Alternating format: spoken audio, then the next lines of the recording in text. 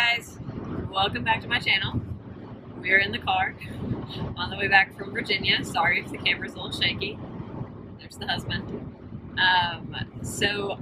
We went to Winchester Book Gallery while we were in Winchester, Virginia for Independent Bookstore Day, and they had Blind Date with the Book, which you guys know I love.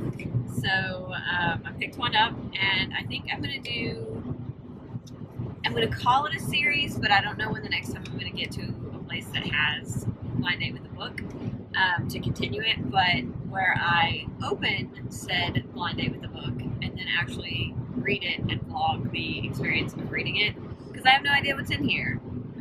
This one says, at 3:10 p.m. the dam gave way, releasing 20 million tons of water. I have no idea. It doesn't have like a genre or anything, so we shall see. It's some kind of paperback.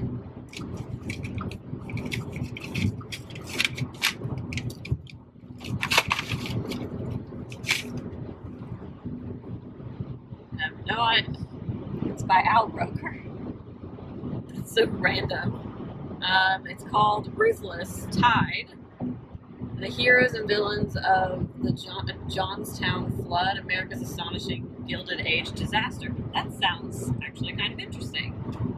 So, yeah. I'm guessing this is nonfiction then. So I'm going to be reading this, and I'll let you know what I think. Look at this baby. We just got back yesterday, and he's so cute. I always miss my cats when we go away.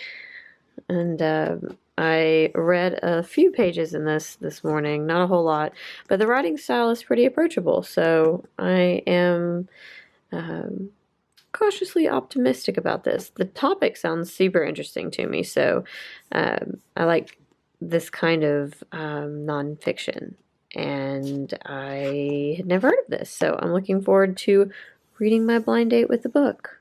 What about you, Mr. Cat Baby? It kind of reads similar to Girls of Atomic City in the way that it's like separated into different aspects of the disaster. And so far we're talking about Andrew Carnegie, and like because he's involved in the group that built the dam to have this like private lake. So yeah, I'm going to read a little bit more of this, and I'll check back in with you probably a little later in the week. So I'm reading this, and it's talking about like the early steel mills and coal mines and stuff in Pennsylvania, and about the railroad strike in the 1800s, and like the way workers were treated, the way unions were handled or treated, and it just makes me angry. Like, actually angry. I'm really enjoying this. I was in here in my reading room, like yelling to my husband down the hall about this book because it was like not frustrating me, but like I was just astounded at the complete and utter incompetence and selfishness. Like the fact that they tried to get word to the people in the valley down below, and people just didn't believe them that anything was wrong with the dam, and like they just thought they were being over exaggerating, or they didn't trust the person they were talking to, and like the person who got the telegraph in the town didn't think that it came from anyone from authority, and so he basically just ignored it and didn't tell anybody else in the town. But then he hightailed it to a train to try to get out of town. Like, so much selfishness and idiocy involved in this disaster. Like, so many things.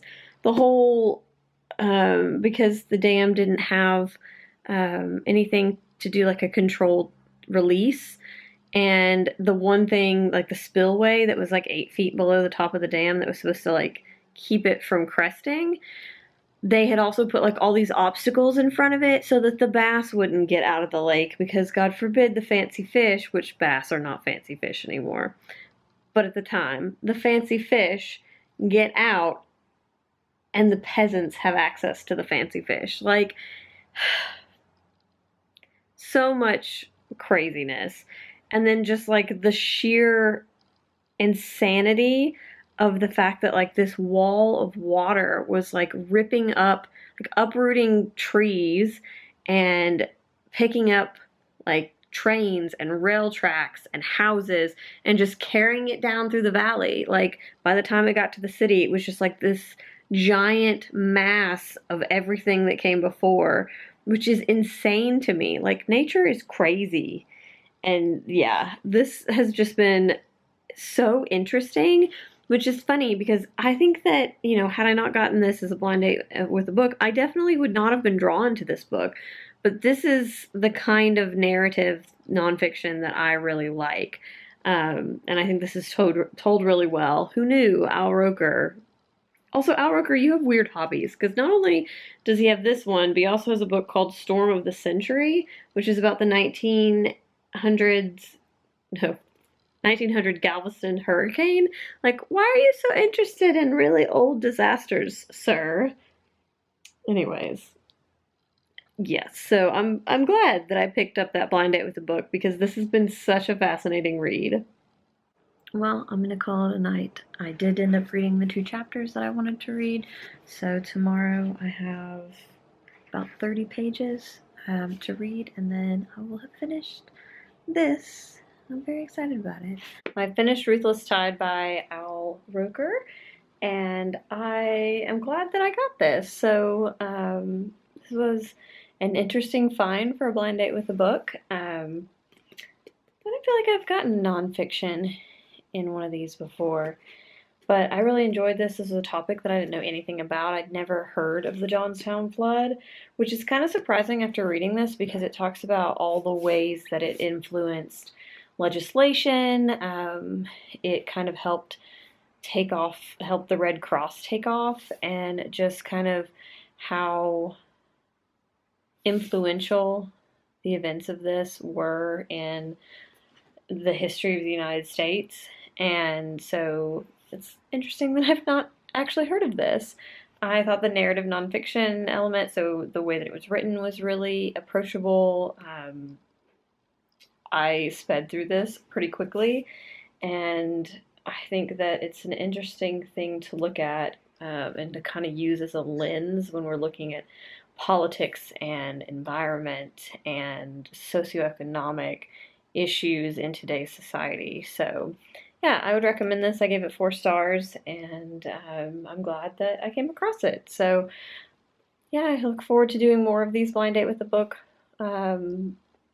vlog type things in the future. And if you know of bookstores that have blind date with a book, let me know. Obviously, who knows when I'll get to them, but I always love to know which ones have them. It's always a fun surprise too when I go into a bookstore and they have blind date with the book, because it's one of my favorite things. Anyways, I'll see you guys next time. Bye.